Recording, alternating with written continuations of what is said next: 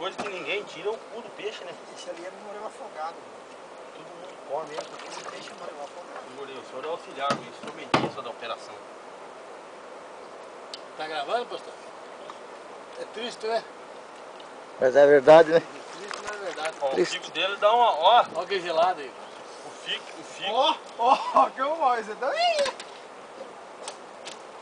O pastor tá gravando ou tá fazendo o quê? Tá só tirando foto?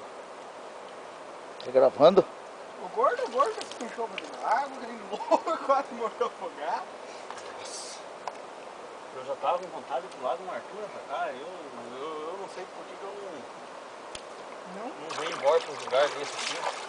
Tenho visto uma tanga de bananeira e não vi lindo. É a liga gafanhoto. Né? Se alimenta de gafanhoto e de mel. E os fãs vai comprar pro lado de lá?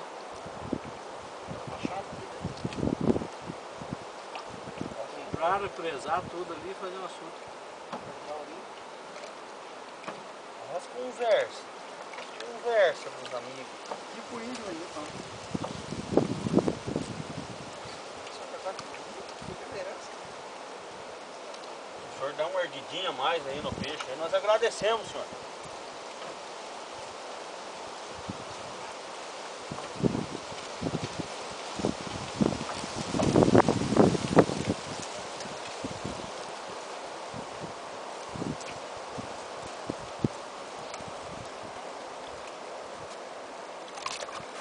Coloca no YouTube o Jaú que mais deu trabalho.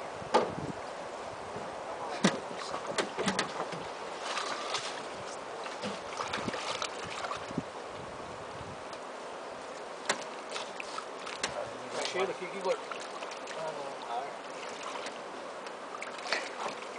Ó o tipo. Ó o tipo do certo. Não é, mano? Esses codinhos do lado. Ó, vou falar uma coisa pra você, quem me molhar, eu não perco tempo. Não. O que vai fazer? Por que não?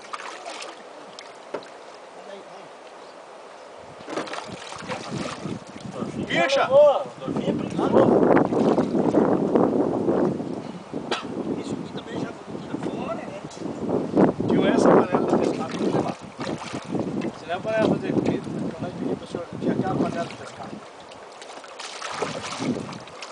Tá bom, ó a faquinha aqui. Deixa eu dar uma almoçada lá pro companheiro lá que não viu ainda, o magrão. Ai, meu canivete aqui, ó.